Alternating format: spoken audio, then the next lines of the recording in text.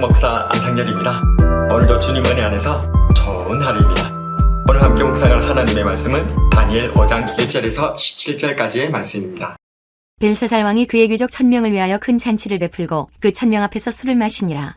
벨사살이 술을 마실 때에 명하여 그의 붙인 느부갓네살이 예루살렘 성전에서 탈취하여 온 금, 은 그릇을 가져오라고 명하였으니 이는 왕과 귀족들과 왕후들과 후궁들이 다 그것으로 마시려 함이었더라. 이때 예루살렘 하나님의 전 성소 중에서 탈취하여 온 금그릇을 가져오매 왕이 그 귀족들과 왕후들과 후궁들과 더불어 그것으로 마시더라. 그들이 술을 마시고는 그 금, 은, 구리, 쇠, 나무, 돌로 만든 신들을 찬양하니라.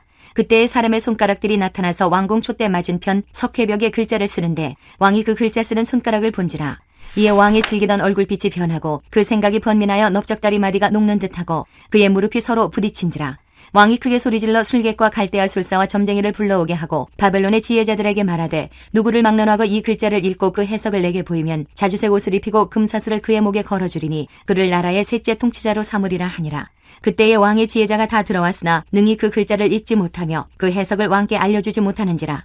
그러므로 벨사살 왕이 크게 번민하여 그의 얼굴빛이 변하였고 귀족들도 다 놀라니라.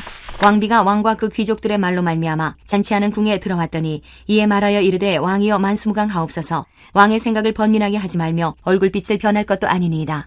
왕의 나라에 거룩한 신들의 영이 있는 사람이 있으니 곧 왕의 붙인 때에 있던 자로서 명철과 총명과 지혜가 신들의 지혜와 같은 자니이다. 왕에 붙인 느부갓네살 왕이 그를 세워 박수와 술객과 갈대아 술사와 점쟁이의 어른을 삼으셨으니 왕이 벨드사살이라 이름하는 이 다니엘은 마음이 민첩하고 지식과 총명이 있어 능히 꿈을 해석하며 은밀한 말을 밝히며 의문을 풀 수 있었나이다. 이제 다니엘을 부르소서. 그리하시면 그가 그 해석을 알려드리리이다 하니라. 이에 다니엘이 부름을 받아 왕의 앞에 나오매 왕이 다니엘에게 말하되 내가 나의 부왕이 유다에서 사로잡아온 유다 자손 중에 그 다니엘이냐. 내가 내게 대하여 들은즉 내 안에는 신들의 영이 있으므로 내가 명철과 총명과 비상한 지혜가 있다 하도다. 지금 여러 지혜자와 술객을 내 앞에 불러다가 그들에게 이 글을 읽고 그 해석을 내게 알게 하라 하였으나 그들이 다 그 해석을 내게 보이지 못하였느니라. 내가 내게 대하여 들은즉 너는 해석을 잘하고 의문을 푼다 하도다. 그런즉 이제 내가 이 글을 읽고 그 해석을 내게 알려주면 내게 자주색 옷을 입히고 금사슬을 내 목에 걸어주어 너를 나라의 셋째 통치자로 삼으리라 하니.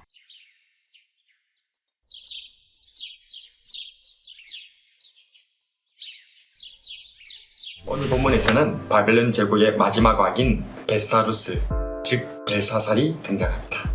이 바벨론의 마지막 왕 벨사살 왕이 한날 그의 귀족 1000명을 모아두고 큰 잔치를 베풀고 예루살렘 성전 기물을 가져다가 술을 부어 마십니다. 그러다가 벨사살 왕이 깜짝 놀라 다리가 녹는 듯하고 무릎이 부딪힐 정도로 무서운 광경을 보게 됩니다. 왕궁벽에 손가락이 나타나 알 수 없는 글씨를 썼기 때문이었습니다. 벨사살 왕이 크게 소리를 지릅니다. 누구를 막론하고 이 글자를 읽고 그 해석을 내게 보이면 자주색 옷을 입히고 금사슬을 그의 목에 걸어주리니 그를 나라의 셋째 통치자로 삼으리라. 하지만 그 누구도 이 글자를 읽지 못하여 아무도 해석을 알려줄 수 없었습니다.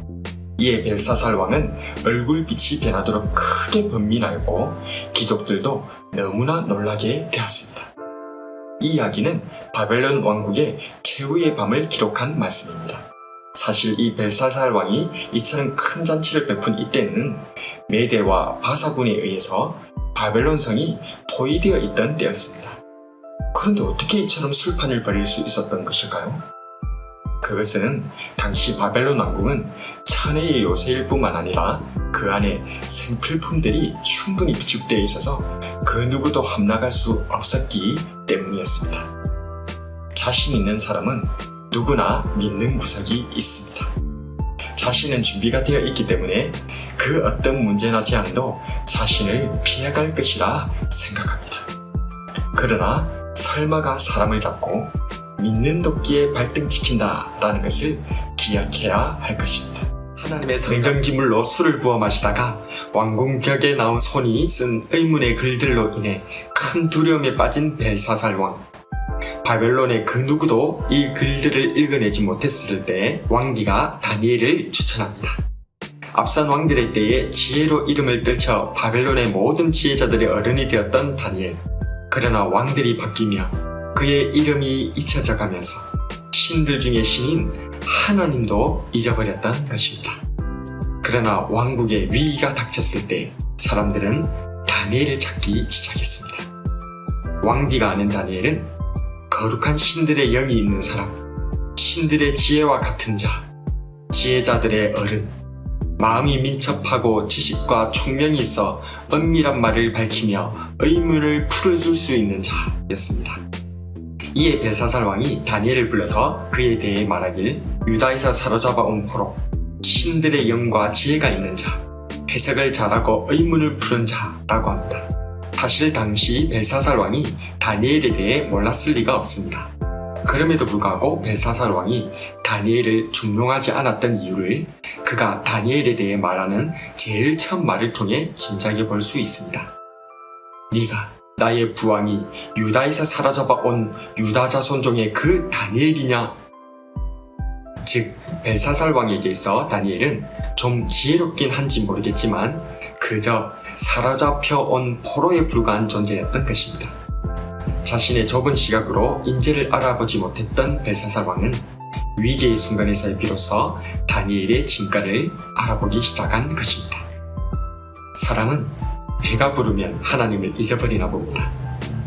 느부갓네살 왕이 그랬고 지금 벨사살 왕이 그러하며 하나님의 백성 이스라엘도 그랬습니다. 네가 먹어서 배부르고 아름다운 집을 짓고 거주하게 되면 또 내 소와 양이 번성하며 네 은금이 증식되며 너의 소유가 다 풍부하게 될 때에 네 마음이 교만하여 너의 하나님 여호와를 잊어버릴까 염려하노라. 그래서 하나님께서는 종종 우리를 시험하시고 낮추시는 것을 보게 됩니다. 너를 낮추시며 너를 줄이게 하시며 또 너도 알지 못하며 내 열조도 알지 못하던 만나를 너에게 먹이신 것은 사람이 떡으로만 사는 것이 아니요 여호와의 입에서 나오는 모든 말씀으로 사는 줄을 네가 알게 하려 하심이니라.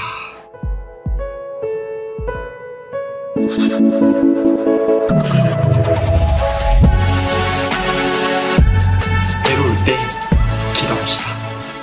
배부를 때 찬송합시다. 하나님을 기억하고 감사하며 살아갑시다.